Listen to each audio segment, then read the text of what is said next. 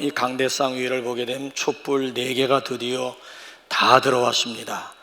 이제 수요일이 되면 드디어 아기다리 고기다리 하던 성탄절을 맞이하게 되겠습니다. 첫 번 성탄절은 예수님을 모실 만한 물리적 공간으로서의 방이 없었습니다.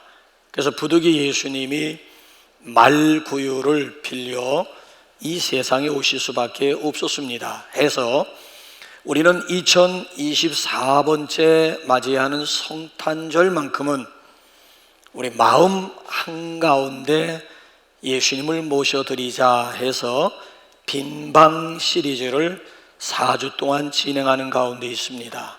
첫 번째 방은 회개였습니다. 우리의 마음을 깨끗하게, 그래서 우리 중심에 정말 예수님을 모셔 올리는 시간을 갖지 않은 캠페인이고, 그 다음에 두 번째 방은 기다림이었습니다.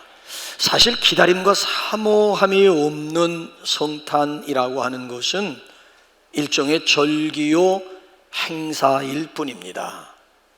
그러나 절기로서의 성탄절이 아닌 시몬과 안나 모양 기다리고 또 기다리는 가운데 예수님을 맞이하자 해서 세 번째 우리 시간을 가졌고요. 지난주 시간에는 목자의 방이었습니다. 그 당시 시대적인 언어로 목자는 비천함, 낮아짐의 상징어라고 말씀을 드렸지요. 이보다 더 낮아질 수는 없습니다. 내세울 것이 없는 사람들이었습니다. 교만할 건덕지가 전혀 없는 사람들이었습니다. 게다가 이 사람들은 우리가 가지고 있지 않는 성실함이 있고 특별히 아주 적극적인 사람이었습니다. 왜 하필이면 그 많은 사람들 가운데 목자들에게 천사들이 예수 탄생을 알려주셨을까? 지난주 말씀을 통해서 우리가 충분히 감을 잡을 수가 있었습니다. 자, 이제 오늘은 저기 마지막 네 번째 촛불에 담겨져 있는 의미를 찾고자 합니다. 어떤 방을 우리가 준비해야 할까? 동방 박사들을 통해서 얻을 수 있는 마지막 방이 있다면은 그것이 바로 헌신입니다. 자, 오늘 여기 본문 말씀을 우리가 접근하면서 이 동방 박사들의 헌신 가운데 두드러진 두 가지 특징을 발견하게 되는데, 그 하나가 뭔가 하면은 시간의 헌신입니다. 여러분, 이 동방 박사들이 어디서 베들레헴까지 왔을까요? 저는 대답하지 못할 질문은 절대 하지 않는 목사입니다. 그 대답지 못할 질문을 왜 성도들에게 던져가지고 곤란하게 만듭니까? 그러니까 제 질문은 질문 속에 대답이 들어있는 거예요. 동방 박사들이 어디서 지금 베들레헴까지 왔다는 것입니까? 동방, 우리가 동방에서 왔노라. 여기 본문 말씀 보게 되면 두 번 확인시켜 주는 것이, 아니 동방 박사들 그 명칭 속에 어디서 왔는지 밝혔는데 또 여기 말씀 보게 되면 우리가 동방에서 왔노라. 동방이 어디예요? 학자들 간에는 페르시아다. 페르시아. 그럼 페르시아가 어디예요? 지도를 놓고 보게 되면 이란과 이라크에 해당하는 지역이잖아요. 그럼 동방에서 예루살렘까지, 동방에서 베들레헴까지 얼마만한 거리냐? 수말리야, 수말리. 그래서 시간적으로 계산을 해봤더니만 약 1년이라고 하는 시간에 1년이라고 하는 시간. 자, 편도 1년이면 다시 돌아가는 시간까지 합치게 되면 왕복 몇 년이에요? 대답하지 못할 질문은 저는 안 해요. 왕복 몇 년? 2년. 좋게 2년이 걸린다는. 아니, 여기 동방 박사들은 학자들이라고요. 학자, 페르시아 학자들이에요. 학자들 대부분 시간을 어떻게 보내던가요?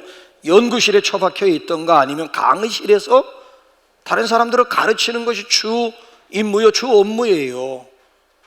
아니, 여러분 보세요. 연구실에서 연구해야 될 분들이 1년이라고 하는 시간은, 1년이 뭐야? 왕복까지 하게 되면 2년이라고 하는 시간을 길바닥에 깔아 놓아야 된다라고 하는 얘기잖아요. 학자들에게 있어서 시간은 이건 돈을 넘어서 금이요, 금을 넘어서 생명이라고 할 수 있잖아요. 학자들에게서 시간이 얼마나, 근데 그 아까운 시간을 2년이라고 하는 시간을 길바닥에다 한번 깔아놓는다고 한번 더군다나 그 경비라고 하는 것은 왕복 2년간의 경비라고 하는 것은 도대체 얼마만한 우리는 보름만 애국에 나갔다 와도 몇백만 원이 깨지는데 보름 정도가 아니라 2년 정도 왕복 2년 정도 그 먼 거리를 여행을 한다고 생각을 해보게 되면 시간도 시간이지만은 얼마나 많은 경비가 깨어졌겠느냐라고 하는 거예요. 여러분들은 지금까지 살아오시면서 얼마만큼 주님을 위해서 시간적으로 헌신해 보셨습니까? 과연 1년 시간을 내라고 한다면 2년 시간을 내라고 한다면 과연 예썰하면서 기꺼이 나설 수 있는 사람이 과연 몇 사람이나 될까요? 지지난번에 우리 교회 윤현부 전도사님으로 부임한 함 전도사님이 있잖아요. 근데 그 전도사님을 통해서 참 도전을 받았던 것이 그 전도사님은 청년회 때 11조를 좀 시간의 11조를 하나님 앞에 청년이라고 금방 지나가잖아요. 청년의 11조를 하나님 앞에 드리자 해서 대학 다니다가 1년 휴학을 하고 시리아 지역에 있는 그 난민들 캠프해 가지고 난민들을 섬기기 위해 가지고 1년을 헌신했다. 이거 쉽지 않은 결정이에요. 다른 동기들보다 1년 늦잖아요. 이런 결단을 하기까지도 쉽지 않은. 근데 오늘 여기 본문에 나와 있는 동방 박사들은 여기 보게 되면 좌우지간 1년이 아니라 2년, 여기 보게 되면 별의 움직임을 연구하면서 분석하는 점성가들, 소위 말하면 천문학자들 아니겠습니까?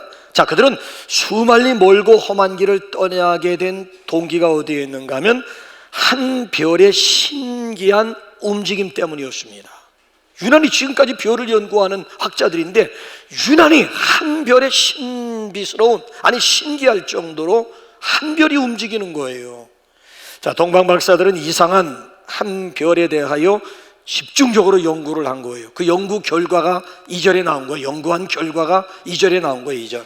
우리 한번 2절 한번 띄워주세요. 2절 시작. 유대인의 왕으로 나신 이가 어디 계시냐? 우리가 동방에서 그의 별을 보고 그에게 경배하러 왔노라 하니. 자, 동방 박사들에게 유난하게 보여진 별은 바로 유대인의 탄생을 알린 사인이었고, 자, 그 왕에게 경배하지 않으면 안 될 만큼 큰 왕이었다네. 큰 왕. 그 여러 왕들, 나라마다 여러 왕들 중에 한 왕이 아니고, 한 왕이 아니야. 여러 왕들 중에 가장 큰 왕, 소위 말하면 만왕의 왕이었음을 집중적으로 연구한 결과가 바로 이거예요. 유대 나라의 왕, 특별히 큰 왕이 태어났기 때문에, 그래서 이 사람들이 부랴부랴 짐을 싸들고 떠날 수밖에 없었다는 거예요. 자, 지난주 시간에 누가복음 2장을 통해서 목자들 스토리를 우리가 함께 나누었잖아요. 자, 베들레헴 지경에서 한밤중에 양을 치고 있는 목자들에게는 누가 나타나서 메시아 탄생 소식을 알려주었습니까? 천사. 기쁨의 소식을 전하는 가브리엘 천사장이 나타나서 목자들에게 메시아 탄생 소식을 전해주었어요. 그러면 오늘 여기 본문에 나와 있는 동방 박사들에게는 누가 나타나서 메시아 탄생 소식을 알려주었습니까? 큰 별이 나타나가지고 메시아가, 유대의 왕 메시아가 나타났음을 동방 박사들에게 알려주었다라고 하는 이야기예요. 자, 보세요. 목자들과 요 지금 동방 박사들은 지역도 다르잖아요. 사는 지역도 다르고 나라도 다르고 신분도 뭐 하늘과 땅 차이인 박사님들과, 그 당시 사회적 언어로 말하면 목자들은 아주 가장 밑바닥 비천함의 상징이었는데, 극과 극 신분으로 보나 뭐 여러 가지 뭐 문화로 보나 다를 바 없는데 두 부류의 공통점이 뭐예요? 탄생 소식을 듣자마자 현장을 향해 달려가게 되었다는 거예요. 달려갔는데 동방 박사들은 그 예수님의 탄생 알리는 별을 보고 출발을 했는데, 정작 아기 예수님에게 도착한 시간은 1년이라고 하는 시간이 소요가 되었다는 거예요. 그 수만리 길 1년 가까이, 여기 지금 베들레헴까지 오면서 어떤 위험이 있을 것 같아요? 사막을 횡단해야 된다고요. 사막에서 웬만한 낙타도 안 되고 말도 안 되고 유일한 짐승이 뭐예요? 우리가 어렸을 때부터 동방박사들 하게 되면 뭔 짐승이 거기 옆에 나오던가요? 낙타 타고 왔다는 거 아니에요? 사막에서 유일하게 생존할 수 있는 수단은, 운반 수단은 낙타밖에 없잖아요. 아니, 그 터벅터벅 낙타를 타고 동방에서부터 예루살렘까지 오는데 어떤 위험이 있었을 것 같아요? 강의 위험도 있겠고 사막의 위험도 있겠고 또 나라와 나라 국경을 넘어야 되는 국경의 어려움들이 기다리고 있었습니다마는, 이런 모든 위험을 무릅쓰면서 여기까지 올 때에는 작정된 헌신이 아니고는 어림도 없다라고 하는 이야기예요. 자, 동방박사들이 어떻게 지금 여기까지 왔다고요? 우리가 그의 별을 보고 왔노라. 우리가 그의 별을 보고 왔노라. 자, 예수님의 별명이 여러 가지가 있어요. 마태복음 1장 보게 되면 이름을 예수라 하라. 그 이름을 임마누엘, 예수님의 별명이 임마누엘로 1장에 나타나요. 자, 요한계시록 22장 16절 보면 예수님의 또 다른 별명이 소개가 되는데 뭘까요? 한번 띄워주실래요? 시작. 나 예수는 교회들을 위하여 내 사자를 보내요 이것들을 너희에게, 나는 다윗의 뿌리요 자손이니 곧 광명한 새벽별이라 하시다. 나 예수는 별이다, 별. 나 예수는 새벽별이다, 새벽별. 나 예수는 새벽별 중에서도 가장 광명한 새벽별이다. 예수님 스스로가 당신의 별명을 광명한 새벽별로 밝혀주고 있는 거예요. 우리가 그의 별을 보고 여기까지 왔노라. 목자들이 지금 고백하고 있잖아요. 자, 동방박사들이 베들레헴까지 무엇 때문에 온 겁니까?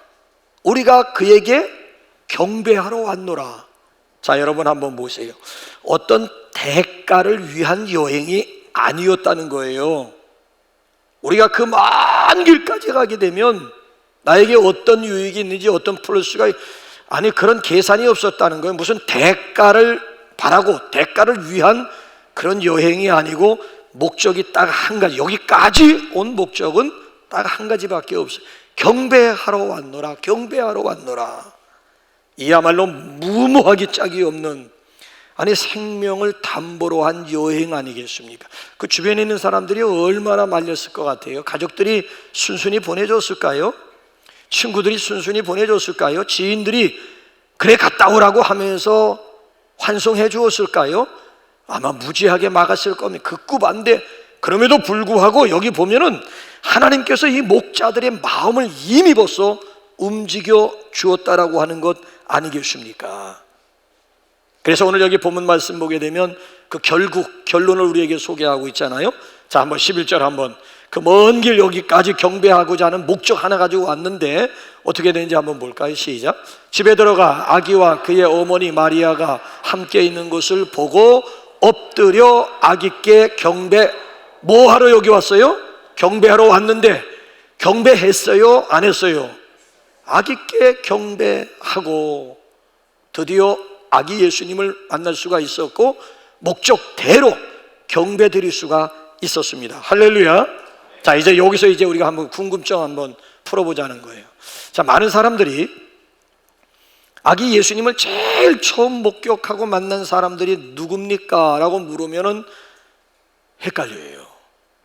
목자들이라고 대답하는 분도 있고, 아니, 둘째 주에 생각했던 시므온과 안나라고 대답하는 분도 있고, 아니, 오늘 여기 본문 말씀에 나와 있는 동방박사라고 하는 그런 대답이 나와요. 근데 여러분, 시므온과 안나는 성전에서 정결 예식 행하러 들어오시는 예수님을 품에 안았기 때문에 이 두 부류는 일단은 제껴놓고요. 그럼 남아있는 부류는 목자들과 동방박사들이라고요. 누가복음 2장이냐 마태복음 2장이냐의 싸움이에요. 왜? 우리는 어렸을 때부터 자라면서 그림하게 되면 목자, 그잖아요. 그 말구요가 그려져 있는 그 그림이 우리에게 익숙하고, 또 하나가 동방박사 3명이 낙타 타고 오는 그림, 별이 그려져 있고 사막을 횡단하고 있는 그런 그림들을 너무 익숙해 왔기 때문에 이게 동시적인 동시간대 사건으로 우리가 받아들였고요. 여기서 서로 장이야 멍이야 하게 된 거지요. 낙타를 타고 온 박사들이다 아니면 목자들이다 하면서 서로 옥신각신하고 있는데, 이 궁금증에 대해서 제가 여러분들에게 오늘 한번 좀 설명을 드릴까 생각합니다. 자, 보통 누가복음 2장에 나와 있는 마곡간 기사와 마태복음 2장에 나와 있는 동방박사의 기사 간에는 2년간의 간격이 있다라고 하는 거 여러분 아세요? 이게 동시간대에 있는 것 같지만 동시간대가 아니라니까요. 그러니까 누가복음 2장과 마태복음 2장 간의 시간적인 차이가 약 2년간의 차이가 있다는 얘기예요.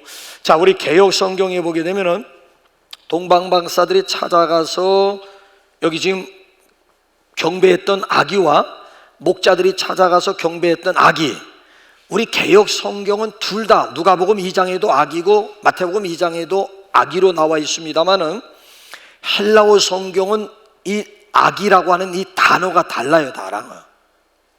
누가복음 2장에 나와 있는 아기는 브레포스라고 하는 그런 단어를 쓰고요. 여기 마태복음 2장에 나와 있는 아기들 계속 아기가 여러 번 반복되는데 거기는 브레포스라고 하는 말을 쓰는 것이 아니라 파이디온이라고 하는 단어를 써요. 그래서 영어 성경이 헬라어 원문 성경을 제대로 번역을 해놓은 거예요. 아니, 우리말 성경은 그냥 악이고 거기도 악이고 여기도 악이에요. 우리말 성경은 그냥 사랑이야, 사랑. 근데 헬라어를 보게 되면 얼마나 정교한가 하면 사랑도 사랑 나름이지. 그게 남녀간의 사랑일 때는 에로스라고 하는 단어를 쓰고요. 이건 정말 하나님과 우리와의 사랑을 쓸 때는 아가페라고 하는 사랑을 쓰고요. 가족들 간의 사랑을 표현할 땐 스톨게라고 하는 단어를 쓰고요. 형제 자매들끼리 서로 수평적인 사랑을 할 땐 필리아, 똑같은 사랑이야. 필리아도 사랑이고 스톨게도 사랑이고 아가페도 사랑이고 에로스도 사랑이야. 그만큼 섬세하게 여기 우리말 성경은 그냥 사랑이, 우리는 우리말은 사랑이 사랑이듯이 여기도 악이는 악인데 정교하게 분류가 돼요. 이건 시간에 따라서 이건 단어를 달리 쓰고 의미도 다르다라고 하는 얘기예요. 누가복음에 나와 있는 브레포스라고 하는 단어는 영어 성경 보시면 베이비야, 베이비. 그나말로 갓난 아기야, 갓난 아기. 근데 여기 지금 마태복음 2장에 전체적으로 나와 있는 아기는 이건 갓난 아기가 아니라 파이디온이라고 하는 것은 영차일드, 베이비가 아니고 차일드야. 갓난 아기가 아니라 갓난 아이라고 아이. 베이비와 차일드의 차이는 여러분 이해를 하시죠. 그래서 그만큼 시간적인 차이가 있다라고 하는 얘기예요. 그래서 동방박사들이 벌써 예수님의 탄생 소식을 알기는 별을 딱 보고 그리고 출발해서 지금 바로 아기 예수를 경배하기 위해서 출발해가지고 여기까지 오는 사이에 베이비가 뭐가 되어 있는 거예요? 차일드가 되어져 있는 거예요. 차일드가. 그러니까 뭘 얘기하려고 하는가 하면 시간을 지금 헌신해 그만큼 그저 근거리에 와서 경배하고 돌아가서 자기 업무에 복귀했다라고 하는 그런 얘기가 아니고 왕복 2년이라고 하는 그 엄청난 학자들에게 있어서는 생명과도 같은 자기의 시간을 아기 예수를 만나기 위해서, 아기 예수께 경배하기 위해서 자기들의 시간을 투자했고 시간을 헌신했다라고 하는 이야기예요. 더군다나 또 한 가지, 마태복음 2장과 누가복음 2장에는 약 2년간의 차이가 있다라고 하는 것을 더 한번 제가 더 정확하게 한번 증명해 드릴까요? 자, 헤로드시 여기 박사들이 여기 지금 예루살렘에 와가지고 왕궁을 찾아가서 당연히 유대인의 왕은 왕궁 근처에 있는 줄 알고 헤로드 왕에게 유대인의 왕으로 나신 분이 어디 있습니까? 그랬더니 헤로드 왕이 아니 내가 유대인의 왕인데 무슨 또 유대인의 왕이 났다는 거냐 이래가지고 그냥 막 헤로드 왕을 비롯해가지고 온 예루살렘이 막 그냥 소동이 일어나게 된 거야. 그래서 이 헤로드 왕이 뭐라고 꾀를 썼는가 하면은 원흉을 제거하기 위해 가지고 너희가 유대인의 왕이라고 하는 예수를 찾거든 와서 경배하고 나에게 와서 나도 그에게 가서 경배하기를 원하노라. 속은 뭐예요? 쥐도새도 모르게 제거하기 위한 목적 가지고 박사들에게 제스처를 쓴 거예요. 박사들은 그대로 속았죠. 경배하고 다시 헤로드에게 돌아가려고 했더니만 성령께서 아니다 그리 가지 말고 다른 길로 가거라 해가지고 결국 그러니까 박사들에게 속은 줄 알고 헤롯이 뚜껑이 열리잖아요. 그래가지고 별이 나타난 때를 자세히 물었다 그랬어요. 여기 7절 말씀을 보게 되면 헤롯 왕이 별이 나타난 때를 자세히 묻고, 그리고 몇 살 이하를, 몰살, 그 지역에 베들레헴과 그 주변에 있는 2살 이하에 있는, 아이고 제가 답을 얘기했네. 그러니까 이걸 뭐 얘기하다 보니까 어쨌든 자고는 베들레헴 지경 주변에 있는 사내 아이들을 그냥 몰살을 시켜버렸어요. 자, 몇 살인 줄 아세요? 뭐 답 나왔는데 뭐 그래도 확인해야겠지만 마태복음 2장 16절 한번 보시자고. 뭐 둘러치나 엎치러치나 뭐 그 다음만 나오면 되는 거. 시작. 이에 헤롯이 박사들에게 속은 줄 알고 심히 노하여 사람을 보내어 베들레헴과 그 모든 지경 안에 있는 사내 아이를 박사들에게 자세히 알아본 그 때를 기준하여 2살부터 그 아래로 다 죽이니. 자, 7절 보게 되면 이에 헤롯이 가만히 박사들을 불러 별이 나타난 때를 자세히 묻고, 별이 언제 나타났냐, 그 유대인의 왕 메시아가 탄생했다라고 하는 그 사실을 알린 그 별이 언제 나타나느냐, 그 때를 기준해 가지고 어린아이들을 제거했는데 그게 2살 미치였다라고 합니다. 별이 나타난 때가 벌써 2년 전이었다라고 하는 얘기가 되는 거예요. 만약에 여러분 보세요. 박사들이 갓난아기, 여기 지금 단어를 여러분 쓸 때 그냥 프로포스라고 하는 그 베이비라고 하는 단어를 썼으면 헤롯이 2살 이하의 아이들을 죽일 필요 없이 그냥 6개월 이하에 있는 사내 아이들만 죽여도 충분히 안심할 수가 있는 베이비라고 하는 단어를 썼다면은 굳이 뭐 2살 이하까지, 아니 2살을 가리켜 뭐 갓난 베이비라고, 갓난 아기라고 표현할 수가 있습니까? 2살 정도 됐는데. 근데 여러분 보세요. 베이비라고 하는 단어를 썼으면은 2살 아니라 6개월 이하의 아이를 죽였을 텐데 그게 아니라고 하는 얘기예요. 더군다나 여러분 또 한번 보세요. 자, 2살 이하의 아이를 죽이기로 작정을 하고 명령을 이제 내렸어요. 그날 밤에, 내일 아침이면 2살 이하에 있는 남자아이들은 몰살을 당하는 거예요. 거기에 예수님이 포함이 되는 거예요. 그럴 때 그 바로 전날 밤에 성령이 여기 요셉과 마리아에게 현몽하셔가지고 빨리 도망가라, 빨리.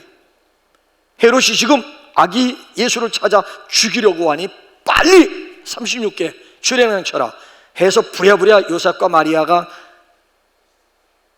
여기 차일드를 가슴에 안고, 영 차일드를 가슴에 안고 부랴부랴 어디로 도망을 갑니까? 이제 한번 13절 한번 가볼까요? 13절 한번 가보죠. 13절 마태복음 2장 13절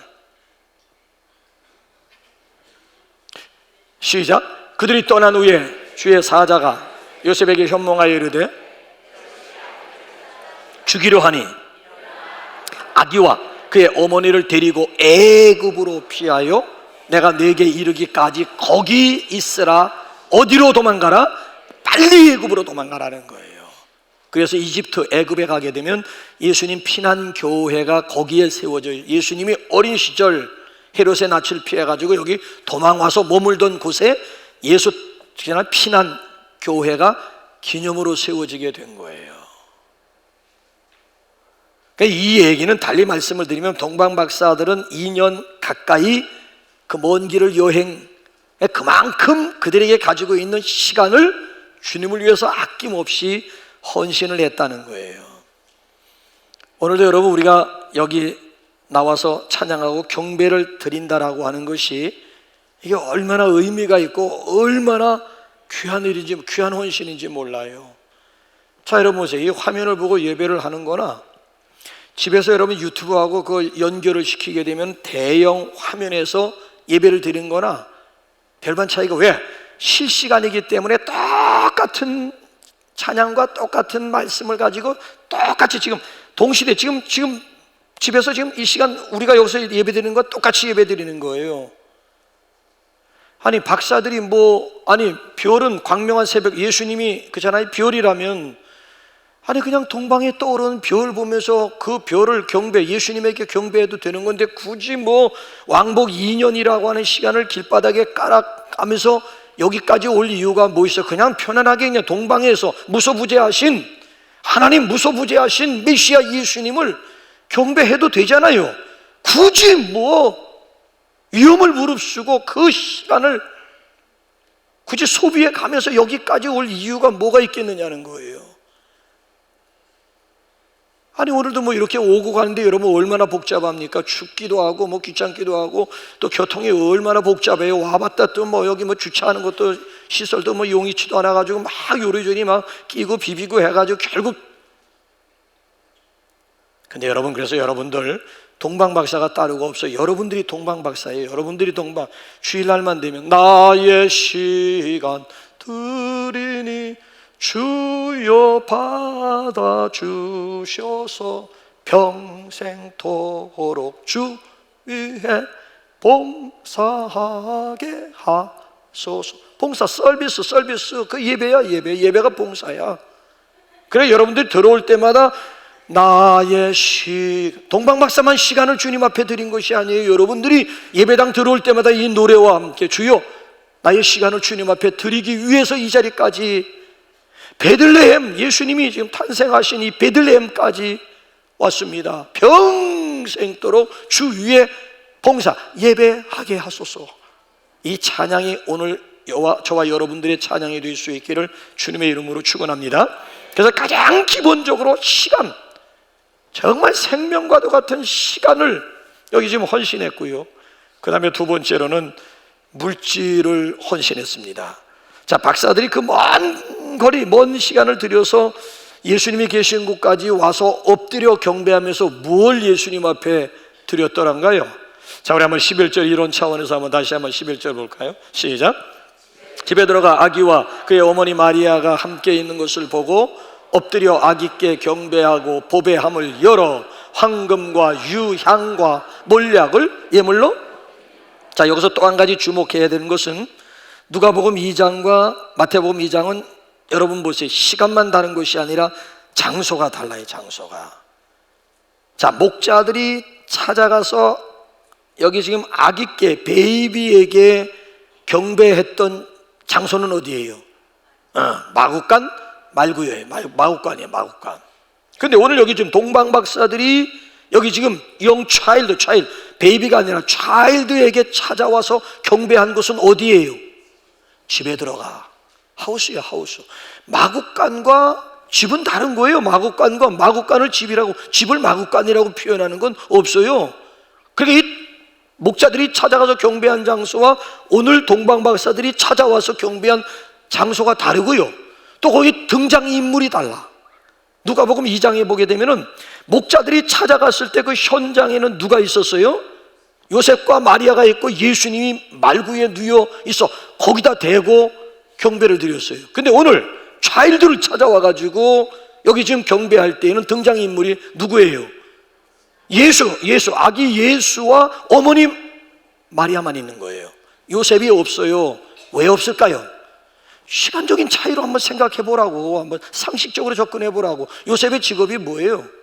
목수잖아. 뭐 하러 갔을 것 같아? 목수일 하러 가. 왜? 가정이. 아니 여기서 지금 예수님만 쳐다본다고 해서 입에 뭐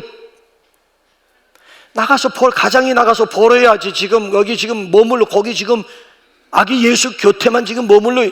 지금이야 마구간에서는 방금 태어났으니까 거기서 지금 아내도 도와줘야 되고 아기도 도와줘야 되니까 요셉이 필요했지만 지금 여기 차일드 정도 시간이 흘렀으면은 부지런히 나가 지금 처자식을 위해서 벌어와야. 그래, 이게 벌써 이게 장소도 다를 뿐만 아니라 거기 등장하는 인물조차도 다르다라고 하는 얘기예요. 자, 이 동방박사들이 무엇을 가지고 성탄 선물로 드렸다고요? 세 가지가 뭐예요? 황금과 유향과 몰약. 그러니까 박사들은 그 먼 길 뭘 받고자 온 게 아니잖아요. 받고자 온 게 아니라 뭐예요? 드리기 위해서 온 거예요. 그러니까 이 경배의 본질, 예배의 본질이라고 하는 것은 미안합니다, 받는 데 있는 게 아니에요. 드리는 거야. 예배의 본질. 너희 몸을 하나님이 기뻐하시는 거룩한 산제사로 드려라. 이것이 영적 예배냐. 구약의 제물만 드리는 것이 아니라 우리의 몸과 마음과 시간과 물질을 하나님 앞에 드리는 것이 이게 영적인 예배의 본질이요, 경배의 본질이라고 하는 그런 내용이 되는 거예요. 그러니까 오늘도 우리가 우리의 소중한 시간을 하나님 앞에 드리고 우리의 마음과 우리의 중심과 우리의 은사와 우리의 달란트와 우리가 가지고 있는 물질을 하나님 앞에 드리는 거죠. 드리기 위해서 온 거예요. 드림이 없이는 진정한 경배라고 하는 것은 있을 수가 없다라고 하는 거예요. 그래서 영국의 엘리자베스 여왕이 그런 고백을 했습니다. 나의 생전에 만왕의 왕이신 예수님이 재림하기를 원한다. 왜냐하면 내가 평생 쓰고 있는 이 왕관을 벗어 그분 발 앞에 엎드려가지고 드리기 위함이다. 내 생전에, 제발 내 생전에 예수님이, 만왕의 왕이신 예수님, 자기도 왕이지만 만왕의 왕이신 예수님이 이 땅에 재림하시기, 왜? 자기의 왕관을 당장 벗어가지고 무릎 꿇고 그분에게 바치기 위함이라고 하는, 얼마나 귀한 마음이고 얼마나 참 귀한 헌신이 되고 있습니까? 이제 여기서 제가 여러분들에게 질문 하나 드리고 싶어요. 왜 하필이면 동방박사들이 황금과 유향과 몰약을 드렸을까요? 그러니까 준비하다 보니까 그냥 황금이고 유향이고 몰약이었을까요?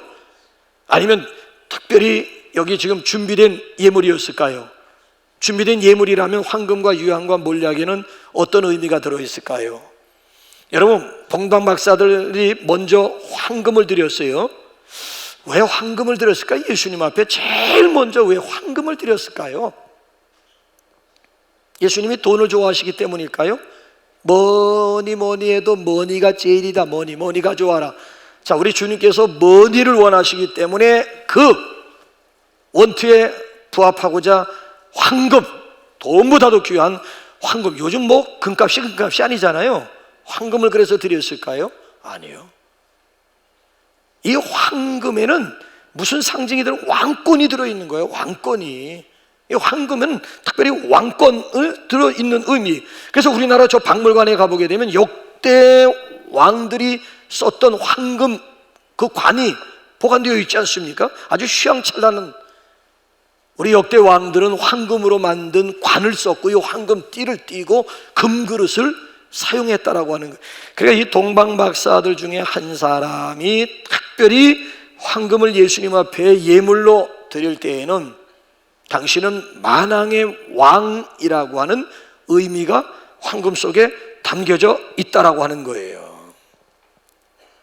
그래서 역사가 세네카라고 하는 사람이 그 당시 중동 지방에 우리 통용되었던, 유행했던 말을 전해주는데, 황금을 가지지 못하고는 왕을 만날 생각을 하지 마라. 그 당시 이게 통용되어, 황금이 없이는 왕을 만날, 그 왕을 알현하기 위해서는 반드시 준비해야 되는 것이 뭔가 하면 황금을 준비해야 했다라고 하는 이야기예요. 그래서 여러분, 2024년도 우리 성탄절을 맞이할 때 우리 각자가 예수님이 바로 나의, 우리가 아니고 예수님이 바로 나의 왕되심을 고백할 수 있는 그런 성탄절이 되시기를 주님의 이름으로 축원합니다.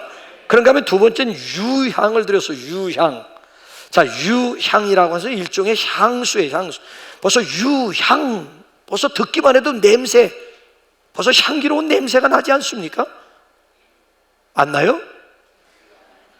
아니, 이 성경을 읽으면서 유향 얘기 나올 때 냄새, 이렇게 돼야 이게 성경을 제대로 읽은 사람이지. 읽으면서도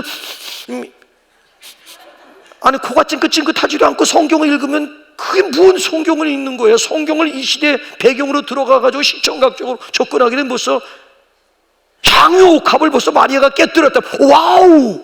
이 공간 안에 벌써 그냥 막 향이 막 진동하는, 향기 진동하니 막 어질어질하다, 막 이 정도는 나와야 되는 거지. 이건 뭐 향유 옥합을 깨뜨렸는데도 뭔 향이래? 그래서 오늘 여기 본문 말씀을 보게 되면 여러분 보세요. 그러면 왜 동방박사가 유향을 예수님 앞에 예물로 드렸을까요? 목사는 그야 뭐 냄새나는 마국간에서 태어났으니까 당연히 향수를 가지고, 향기를 가지고 오는 거 당연히 아니에요. 동방박사들이 별을 따라 오긴 했습니다만은 예수님이 마국간에서 태어난지는 전혀 몰랐다고요.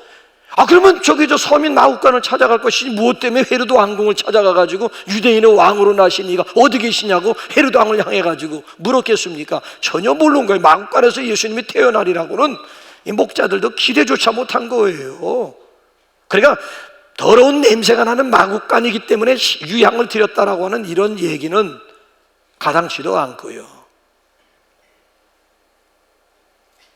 여러분, 이 유향이라고 하는 것은요, 가정에서는 정말 온 집안을 향기롭게 하는 데 사용되었고요, 특별히 성전 안에서는 제사용으로 유향이 사용되었다는 거예요. 자, 구약에는 모두 5가지 제사가 있는데 피 없는 제사가 딱 하나가 있어요. 나머지 4가지 제사는 뭐 번제나 뭐 속건제나 속죄제나 뭐 화목제나 이것들은 다 피가 있어야 되는 건데, 피 없는 제사는 곡물 드리는 소제밖에 없는 거예요. 근데 미안하지만 이 소제는 소제 한 가지로만 제사를 드릴 수가 없어. 나머지 제사에 곁들여진 제사가 소제.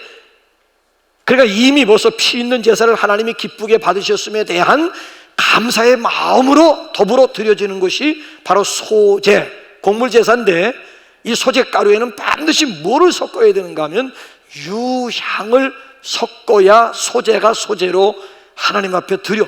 그냥 밀가루 그냥 드린다고 해서 하나님이 받으시는 게 아니야. 그 밀가루에 반드시 섞어야 되는 것이 뭔가 하면 유향을 섞어야 된다라고 하는 이야기예요. 자, 여러분 보세요.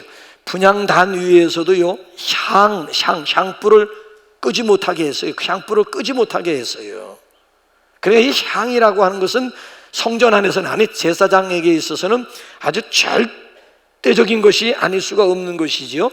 그래서 여기 동방 박사들이 유향을 여기 예수님 앞에, 아기 예수님 앞에 드렸다라고 하는 얘기는 무슨 고백이 들어져 있는 거예요? 당신은 제사장 중에 제사장이십니다. 제사장 중에 제사장이 뭐예요? 그게 대제사장이 되고, 그게 큰 제사장이 되고, 당신은 그냥 일반 제사장이 아니라 모든 제사장 중에 뭐뭐 중에 뭐뭐 최고 대제사장 되십니다. 큰 제사장이라고 하는 그런 고백이 담겨져 있는. 자, 그러면 질문 하나 드릴게요. 제사장이 하는 일이 뭐예요? 구약시대의 제사장이 하는 일이 뭡니까?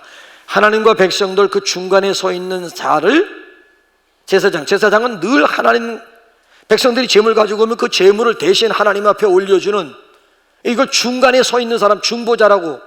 그 하나님과 우리 인간 사이를 서로 중재하게 만들고 중보하게 만드는 사람이, 이게 제사장, 피스메이커야. 피스메이커, 화평케 하는 사람, 화평케 하는 일. 그래서 이 제사장이라고 하는 그 라틴어가 폰티펙스라고 하는 이런 말인데, 라틴어로 폰티펙스라고 하는 말은 다리를 놓는 사람이에요. 제사장은 다리를 놓는 사람이라는 거예요. 그러니까 예수님께서 이 세상에 오신 목적은 다리 놓기 위해서 오셨다는 거예요. 하나님과 우리 인간이 죄로 인해서 멀어진 관계에 다리를 놓기, 무엇으로 다리를 놓았어요? 자, 우리 한번 디모데전서 한번 마지막 한번 2장 5절 6절 한번 우리 한번 읽어볼까요? 시작. 하나님은 한 분이시요 또 하나님과 사람 사이의 중보자도 한 분이시니 곧 사람이신 그리스도 예수라. 그가 모든 사람을 위하여 자기를 대속물로 주셨으니 기약이 이르러 주신 하나님과 사람 사이의 중보자 한 분, 예수 그리스도 한 분. 무엇으로 하나님과 우리 인간 사이에 다리를 놓았다는 거예요? 자기를 대속물로 줌으로 인해 가지고 멀어진 관계 속에서 다리를 예수님이 놓으셨다라고 하는 얘기예요. 예수님이 이 세상에 오실 때에는 중보자로 오셨고요, 지금도 하나님 보좌 우편에서 뭘 하고 계세요? 우리를 위해서 뭘 하고 계세요? 중보 기도하고 계세요. 그래서 이 중보의 방법이 구약에는 제사를 통해서 하나님과 중보를 이루게 했고요, 신약에서는 특별히 기도를 통해서, 예수님이 지상생활 계실 때에도 제사장 기도가 요한복음 17장 전체가 가장 긴 장이 예수님의 제사장으로서의 중보기도, 이 백성들을, 이 제자들을 위해서 하나님 앞에 기도와 중보하고 있는 예수님의 모습. 승천하셔서 하나님 보좌 우편에 앉아 계시면서도 지금도 우리를 위해서 하나님 앞에 중보하고 계시잖아요. 그러니까 바로 이 제사에 있어서 중요한 것이 유향이 쓰여졌다라고 하는 얘기예요. 오늘도 여러분, 우리에게는 이런 제사장이 필요합니다. 하나님 앞에 나올 때에도 제사장 대신 예수님의 의를 힘입어야 이 시간 우리가 하나님을 만날 수가 있고요, 여러분 각자 기도할 때에도 제사장 되시는 예수님의 이름으로 아버지 하나님 앞에 기도해야 그 기도가 응답이 오는, 마지막에 그래서 우리 기도의 결론이 예수님의, 이 모든 말씀을 예수님의 이름으로 기도합니다. 제사장 되시는 예수님의 이름으로 기도해야 하나님이 응답해 주시겠다는 거고요, 오늘도 우리가 이 자리에 담대하게 은혜의 보좌 앞에까지 담대하게 나올 수 있는 것도 오직 예수님 때문이어야 함을 믿으시기 바랍니다. 그래서 예수님이 바로 우리의 제사장 중에 제사장이라고 하는 고백이 유향 속에 담겨 있고요. 마지막에 몰약을 드렸는데 이 몰약이라고 해서 시스터스라고 하는 나무에서 이렇게 뽑아낼 수 있는 원액이야, 원액. 아주 진액이었다라는 얘기지요. 옛날 구약 시대에는요, 왕을 세우거나 제사장을 세우거나 아니면 선지자를 세울 때에는 반드시 뭐 했어요? 기름을 부어가지고 세웠어요. 그 기름을 관유라고 얘기를 하는데 그 관유에 만들어지는 재료가 몰약이라고 하는 것이에요. 그래서 여러분, 이 몰약이라고 하는 것은 아가서를 보게 되면 솔로몬, 부귀영화 명예 권세를 한 몸에 누렸던 솔로몬 얼마나 의리의리하겠어. 그 침상에 몰약을 뿌렸고요. 에스더서를 보게 되면 여자들이 6개월 동안 자기의 몸과 마음을 정결하게 만드는 데 쓰여지는 도구가 바로 몰약이었고요. 더군다나 시체, 사람이 죽으면 이스라엘 사람들은 시체를 썩지 않도록, 왜? 굴 속에 보관을 해야 되니까 시체가 썩지 않도록 그래서 계속 이것 감은 다음에 그 다음에 거기다가 뭘 넣었는가 하면 몰약을 넣었다는 거예요. 그래서 예수님의 일생은 오늘 몰약으로 시작해서 결국 몰약으로 끝나고 맙니다. 예수님이 태어나셨을 때 동방 박사가 몰약을 선물로, 예물로 드렸고, 예수님이 돌아가셨을 때 니고데모가 뭘 예수님 앞에 드렸는지 우리 아마 끝으로 요한복음 19장 한번 39절 한번 읽어보면서 마무리할까요? 시작. 일찍이 예수께 밤에 찾아왔던 니고데모도 몰약과 침향 섞은 것을 100리터라쯤 가지고 온지라. 밤에 예수님 찾아왔던 니고데모가 예수님이 드디어 십자가상에서 돌아가셨다, 죽으셨다라고 하는 소식을 듣자마자 몰약 가지고 예수님 앞에 와가지고 예수님의 시체에다가 몰약을 발라가지고 장사를 준비하게 되었다는 거예요. 몰약으로, 예수님의 일생은 몰약으로 시작해서 결국 몰약으로 인생을 끝마칠 수가 있었다는 거예요. 여러분 보세요. 이 몰약이라고 하는 것은 아주 귀한 침상에도 뿌리고 아주 귀한 사람의 몸에도 뿌리고 하나님이 선택한 존귀한 사람들 머리에 붓는 기름으로도 사용이 되었다라고 하는 거. 여러분, 예수님을 메시아라고 합니다. 그리스도라고 합니다. 메시아의 뜻, 그리스도의 뜻이 뭐예요? 기름 부음을 받은 자라고 하는 뜻이에요. 그러니까 동방 박사가 몰약을 예수님 앞에 예물로 드렸다라고 하는 얘기는 예수님이 바로 이스라엘이 기다리는, 아니 오늘 우리가 기다리는 메시아 중에 메시아임을 고백하는 그런 의미가 여기 지금 몰약 속에 담겨져 있다는 거예요. 그래서 2024년도 우리 성탄절을 맞이할 때는 우리 각자가 주는 그리스도이심을, 주는 메시아이심을, 주는 그리스도시요 살아계신 하나님의 아들이심을 우리 각자가 좀 고백할 수 있는 그런 뜻있는 우리 성탄절이 될 수 있기를 주님의 이름으로 축원합니다. 우리 이 시간 찬양하십시다. 116장 이거 다